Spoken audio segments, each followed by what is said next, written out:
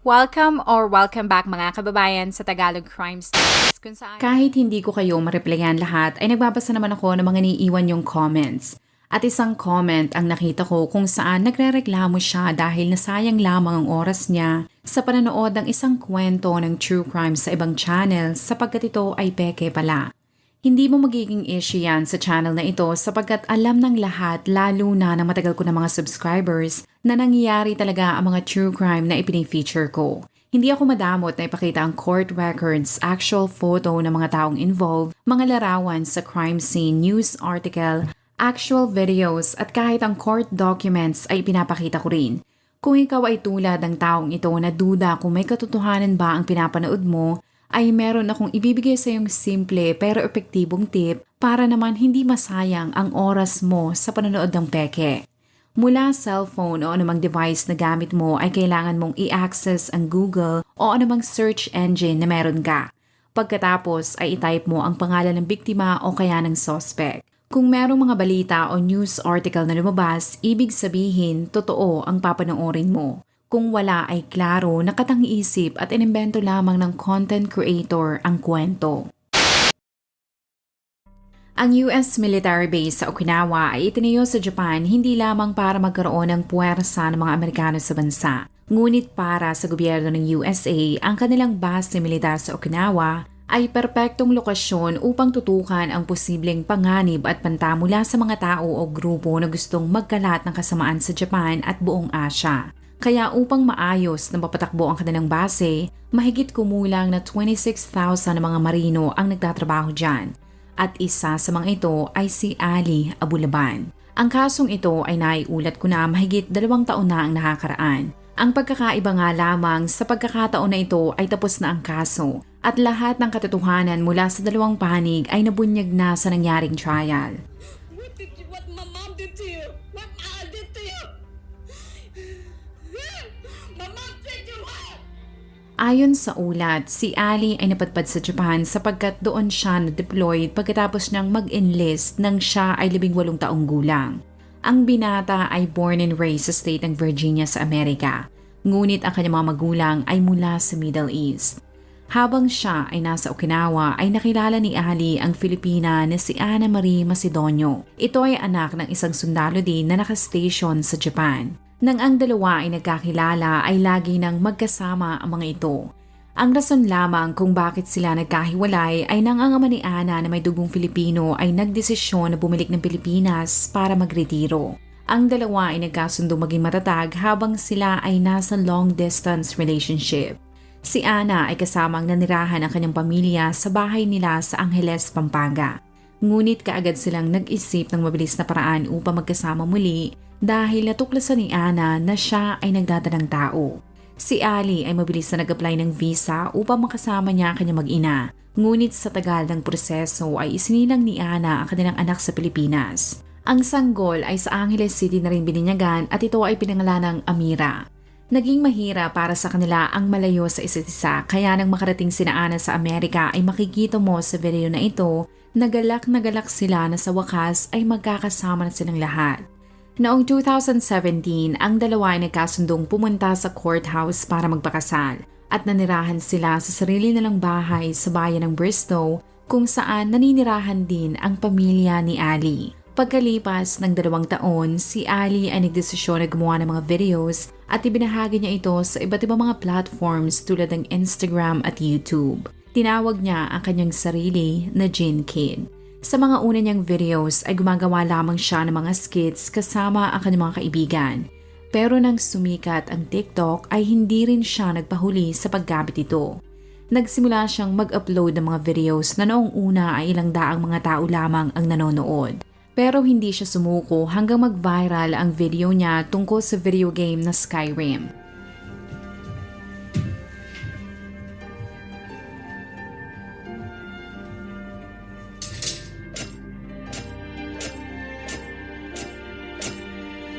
My father once told me that if you can fix a blade, you can fix anything. Need something? Have a look. At upang mapanatiling masaya ang kanyang mga audience, si Ali ay ginaya na rin ang iba't ibang mga karakter at personalidad tulad din na Tekashi 69 at John Wick. Pero ang pinakapaborito niyang yahin ay si Tony Montana o Scarface. Sa dalas ng pagsama ni Ana sa ilang mga videos ni Ali ay unti-unti na rin nag-request ang mga tao ng kanyang presensya. Kasabay ng pagkakaroon ng milyon-milyong mga views, si Ali ay nakatanggap din ng maraming pera mula sa mga sponsors na naging dahilan kung bakit guminhawa ang kanilang buhay sa Virginia. Para sa mga taong nakapaligid sa dalawa, ang magandang si Ana at creative na si Ali ay matatawag na match made in heaven. Ngunit ang masinilang love story ay walang happy ending. Sa video na ito na kuha sa loob ng kulungan ay makikita ang emosyonal at galit na si Ali na nakikipag-usap sa reporter. Nang una kong makover ang kaso na ito ay napakaraming mga espekulasyon na kumalat. Ngunit sa kadahilanan na tapos na ang trial, alam ko na ang punot dulo ng lahat. At pati ang mga sekreto na hindi kailanman naibalita ng media. Ang mga impormasyon na lumabas nang mangyari ang paglilitis noong September 2024 ay nagpatunay kung gaano kalala ang ugali ni Ali. Ayon sa prosecutor, ang masayang pagsasama na ipinapakita ng dalawa ay unti-unting nasira nang sumikat si Ali. Sa sobrang kasikatan nito ay inengganyo na rin niya ang kanyang asawa na maging aktibo sa internet. Kaya upang mapasaya si Ali, ang dating nerd at mahilig sa video games na si Ana, ay ginawa ang lahat upang maging presentable sa camera. Natuto itong mag-apply ng makeup, magsuot ng magagandang mga damit at ngumiti sa harap ng camera. Pero ayon naman sa mga kaibigan ni Ana na nakatira sa San Diego, sila lamang ang nakakaalam ng totoong pinagdadaanan nito. Sa trial ay nagpatotoo sila na kung hindi ito nakaharap sa camera ay nababalot si Ana ng kalungkutan dahil malayo ito sa kanyang mga kaibigan at kapamilya.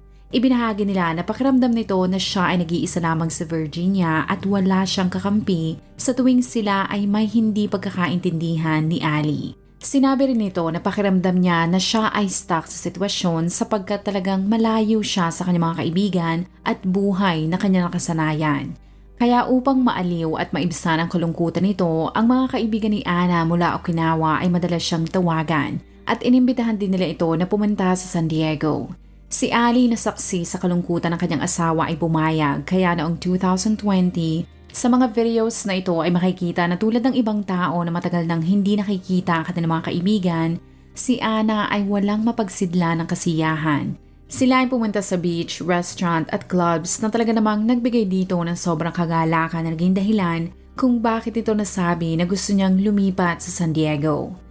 Ang plano niyang yan ay hindi tinanggahan ni Ali dahil kung makalipat sila doon ay hindi niya lamang mapapasaya si Ana, ngunit may chance rin na mas sumikat pa siya sa San Diego sa pamamagitan ng pakikipagtrabaho sa ibang mga influencers.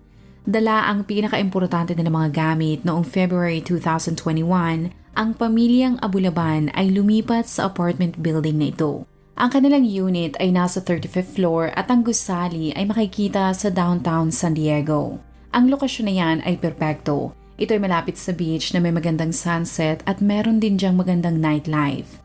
Simula nang makalipat ang dalawa, ang kanilang mga followers ay saksi kung gaano kasaya sina Ali. Ang mga ito ay madalas ipasya ng kanilang anak. Si Ana ay mas nagsipagpa sa pagpopost sa sarili niyang social media at si Ali naman ay ginawa ang lahat para makamit niya ang kanyang pangarap na maging comedy at movie star. Sa pagdami ng kanyang mga views at followers, ayon sa prosecutor ay naging adiksyon na ni Ali ang lalo pang maging sikat. Sa punto na tinawag na nito ang kanyang sarili bilang TikTok star. Ngunit ang problema ay katulad ng ibang mga taong nakakatikim ng kasikatan ay unti-unti itong nagbago at ang kanyang tagumpay ay pumasok na sa kanyang ulo na naging sanhi ng kanyang kayabangan.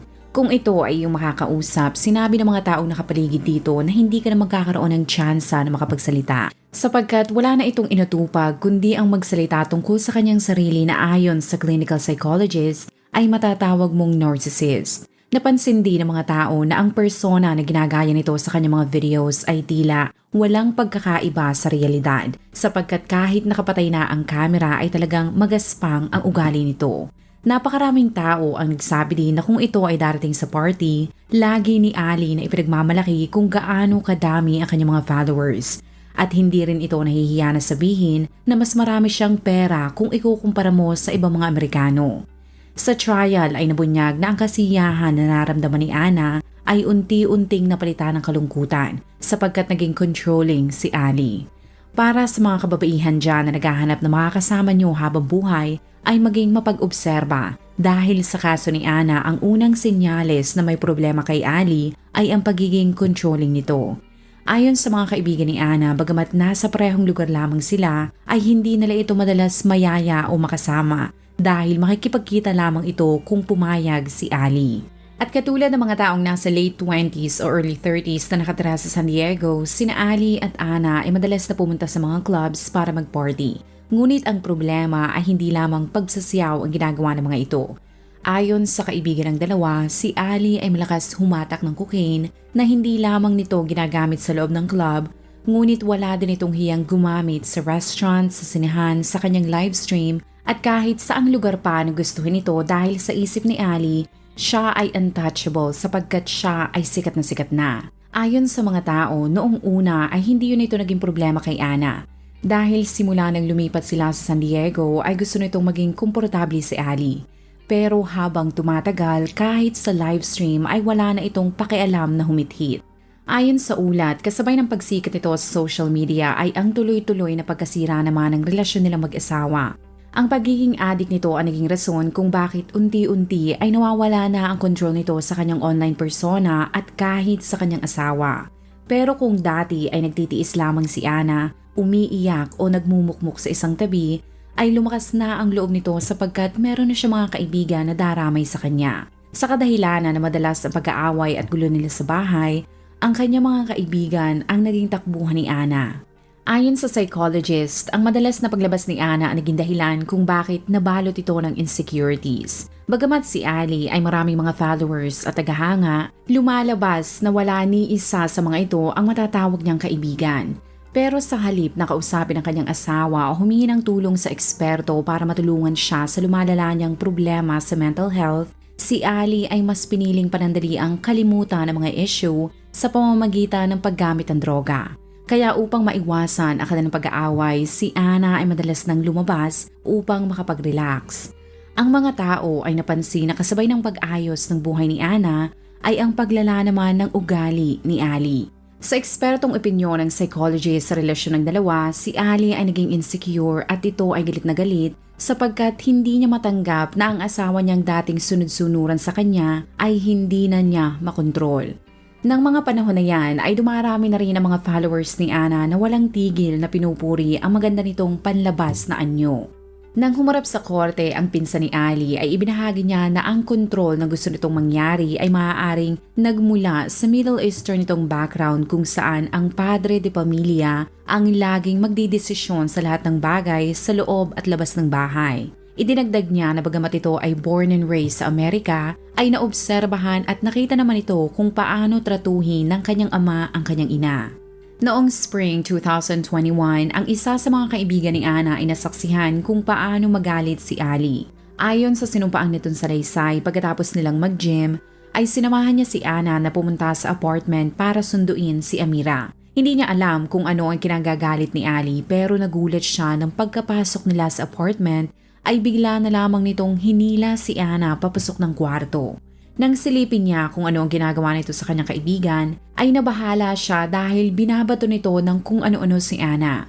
Mabilis na kinuha ni Ana si Amira saka sila tumakbo papalabas ng apartment sa takot na baka kung ano pang gawin sa kanila ni Ali. Habang sila ay nasa sasakyan, ibinahagi niya na walang tigil ang pagte-text nito kay Ana. Ibalik mo ang anak ko at kukunin ko ang lahat ng pera sa bank account ang ilan lamang sa laman ng mga text messages nito kay Ana. Sa tuwing tatanungin niya kanyang kaibigan kung madalas bang ganun ang ugali ni Ali ay laging sinasabi ni Ana na maaayos din nila ang kanilang mga problema. Pagkatapos ng masinsinang pag-uusap, ang gusto ng dalawa ay naayos pero hindi maipagkakaila na ang relasyon nila ay hindi na tulad ng dati. Bagamat ang mga ito ay natutulong sa iisang bubong at matatawag mong isang pamilya, ang relasyon nila ay puno ng pagdududa. Sa trial ay nabunyag na bukod sa pagre-record niya ng mga skits at impersonation, inire-record na rin ni Ali ang mga bagay na hindi na dapat kinukuhanan pa. Where were you? I went to clear my head. Clear your head, or you went to go sleep with another man? But you don't understand how hard it is to get her to listen. It just sucks that she paints me the bad guy. I have to deal with this as a man. I'm a healthy man. I listen to you. I try to work with you. The door's right there. The door's right there. Sa video na yan ay mapapansin mo na nagsimula ang lahat sa pagiging controlling. Tapos naging narcissist, ito ay naging insecure kaya hindi na ako nagulat nang ang sunod na stage ay ang pagiging paranoid nito.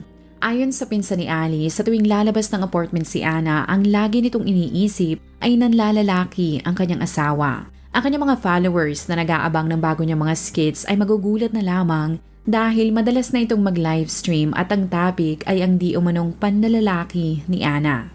Ang nakakahiya niyang pag-uugali ay mas lalala pa ng pati kahit ang topic kung kailan sila huling beses na nagtalik ay ibinandera din ni Ali na pinagpiyastahan ng kanyang mga viewers. When's the last time we had? Tell There's me. a billion other women out there for you that will in a heartbeat. Yeah, a billion other men for you too. Is that your hope? Why the do I need to be in this relationship? What do you give me, Anna? Nothing. When's the last time you pleased me? If it's a no, it's a no. It's a no, it's a no. There's no way that you're not somebody right now. There is no way. No woman as beautiful as you is gonna go a month without.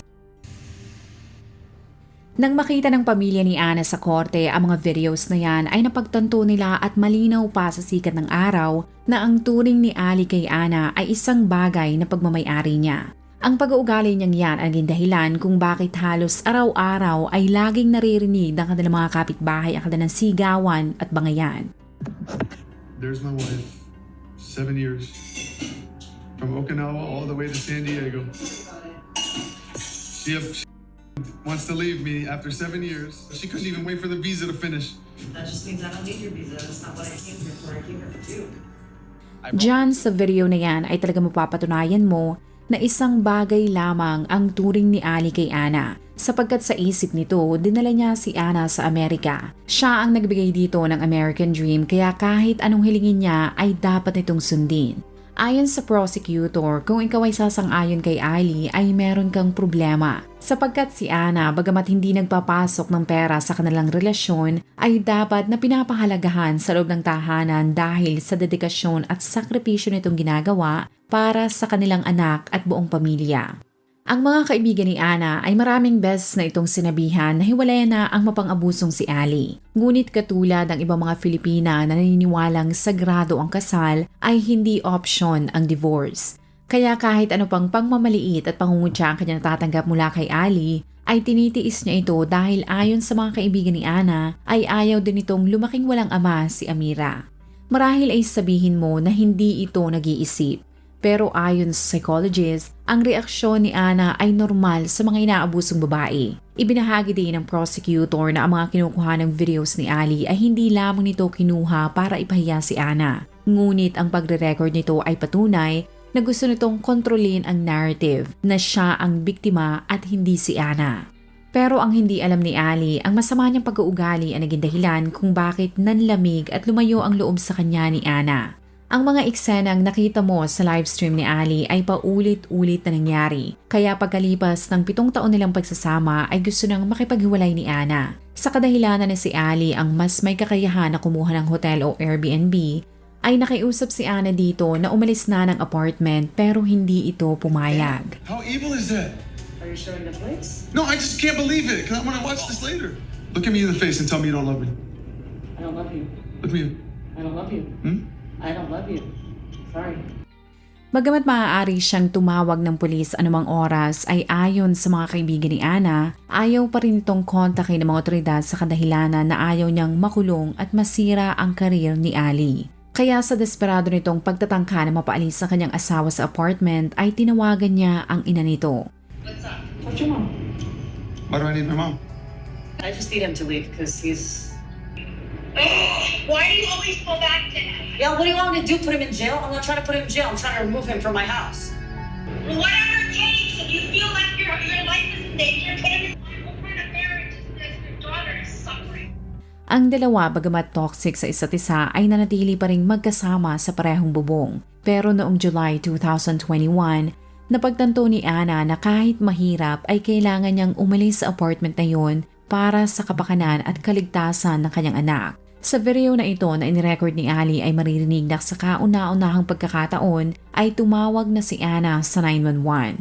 Ayon sa police report, si Ali ay nagtangkang magpakamatay sa harap mismo ng kanilang anak na kung alam mo ay isang bagay na hindi ipagkikipit-balikat ng mga otoridad lalo na ng CPS. Pero ang nakakagulat sa video na ito ay nangatwiran pa si Ali na kailangan niyang gawin yun dahil di umano'y umalis si Ana ng kanilang bahay at ayaw nitong umuwi.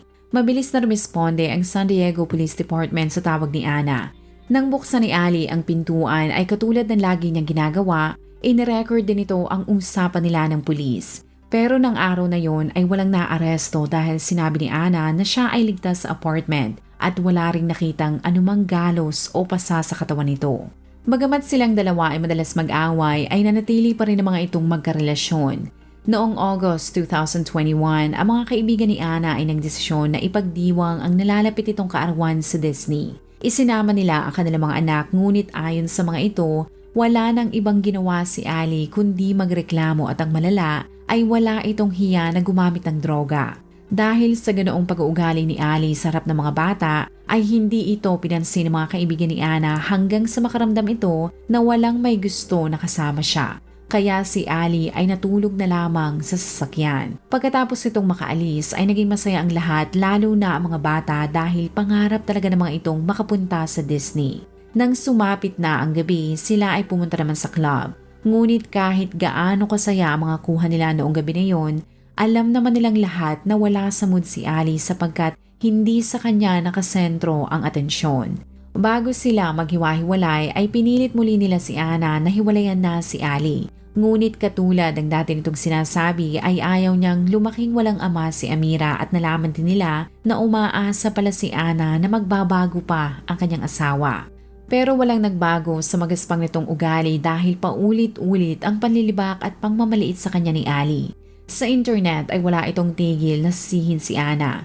Ito ang di umanong dahilan kung bakit hindi siya sumisikat at kung bakit miserable ang buhay niya. Ang praning na si Ali ay mas lalo pang nagselos nang sa isang party ay lumapit sa kanya ang isang lalaki at sinabi nito na napakaswerte niya sapagkat meron siyang Ana sa buhay.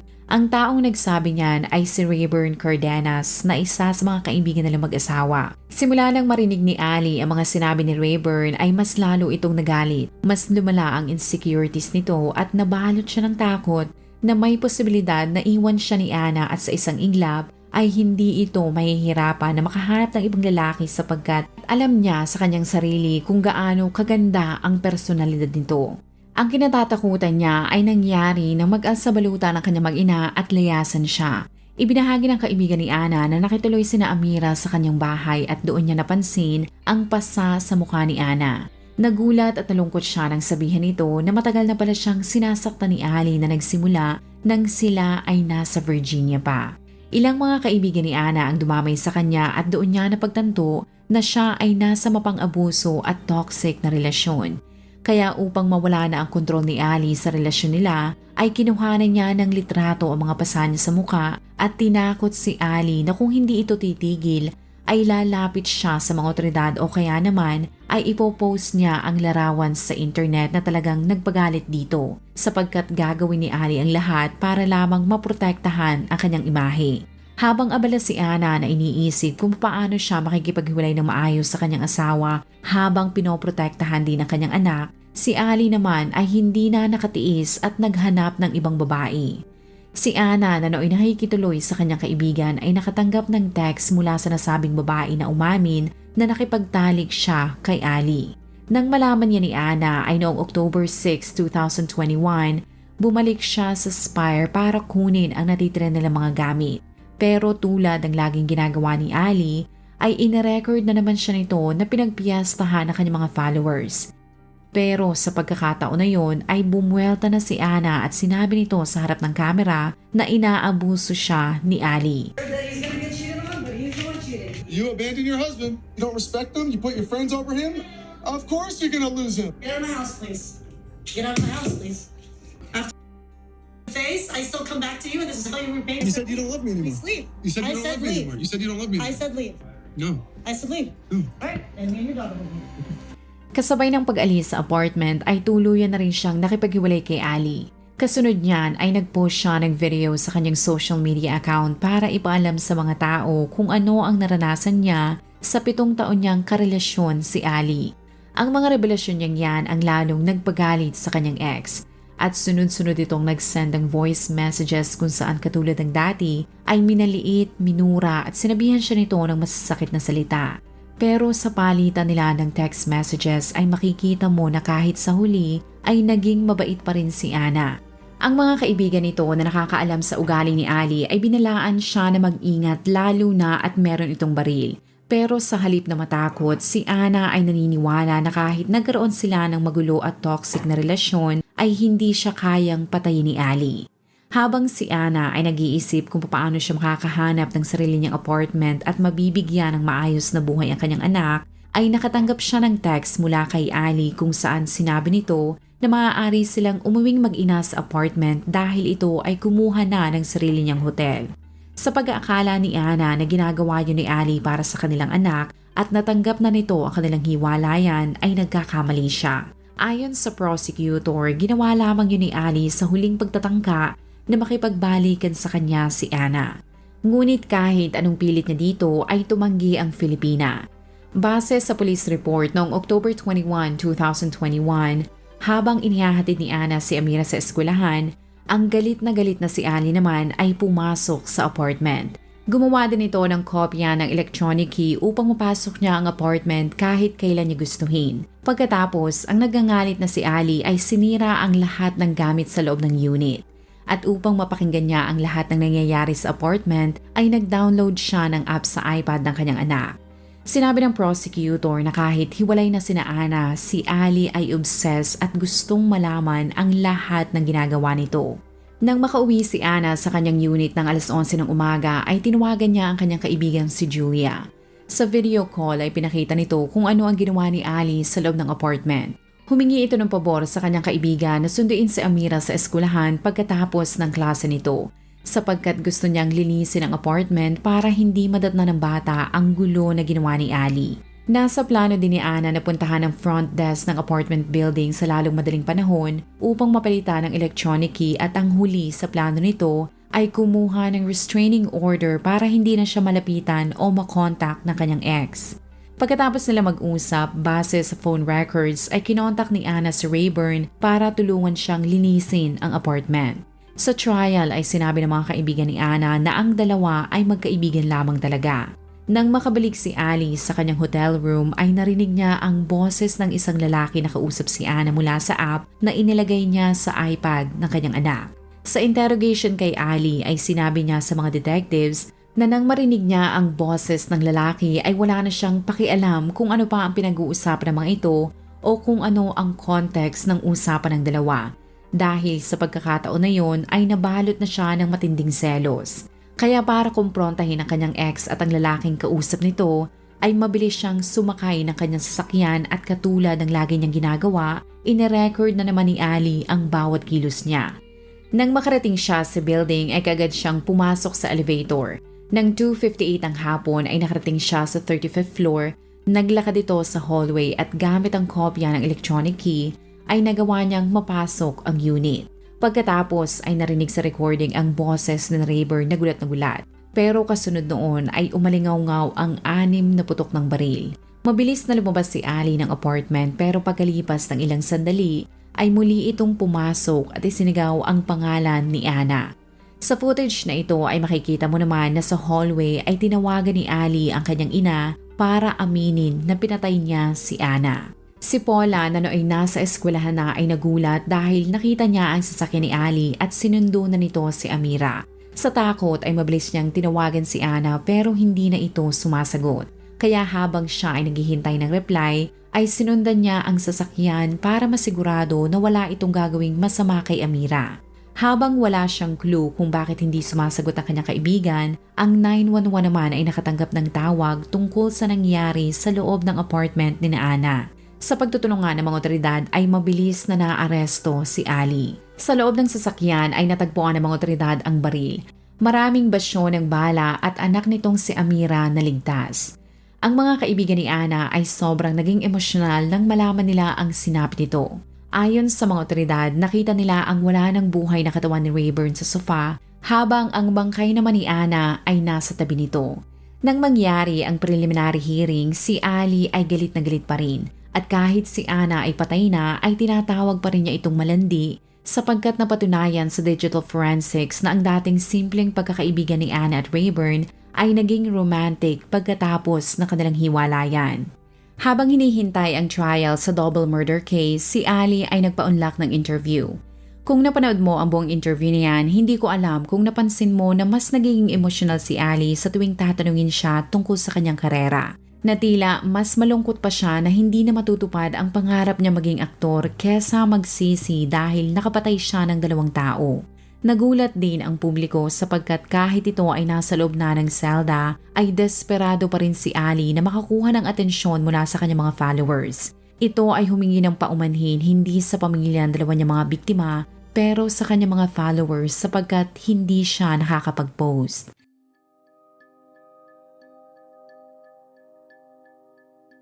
Nang mangyari ang trial noong nakaraang taon, ang kampo ng sasakdal ay sinabi na dapat maawa ang jury kay Ali sapagkat nagawa niya lamang ang krimen na iyon dahil sa di umano'y masamang pagpapalaki ng mga magulang nito. Sinisi din ng abogado ni Ali ang epekto ng droga at ipinakita nila ang litratong ito ni Ana at Rayburn para kumbinsihin ang jury na hindi mangyayari ang krimen kung hindi ginalit ni Ana si Ali.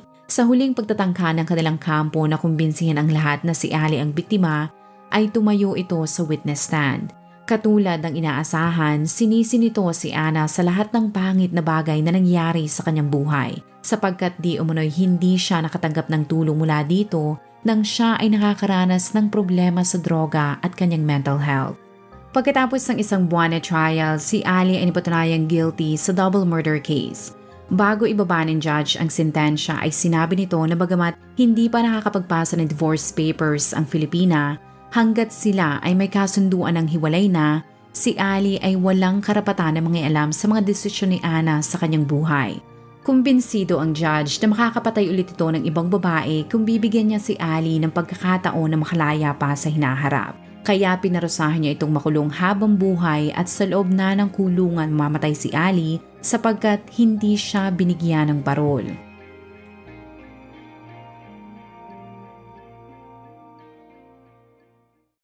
Kung ikaw ay nakinig hanggang sa dulo ng video na ito, maraming salamat sa panonood sa episode na ito. Please consider leaving a comment or i-like ang video na ito. At kung may kaso ka na gusto mong i-cover ko, please let me know. Magandang araw sa iyo, kabayan.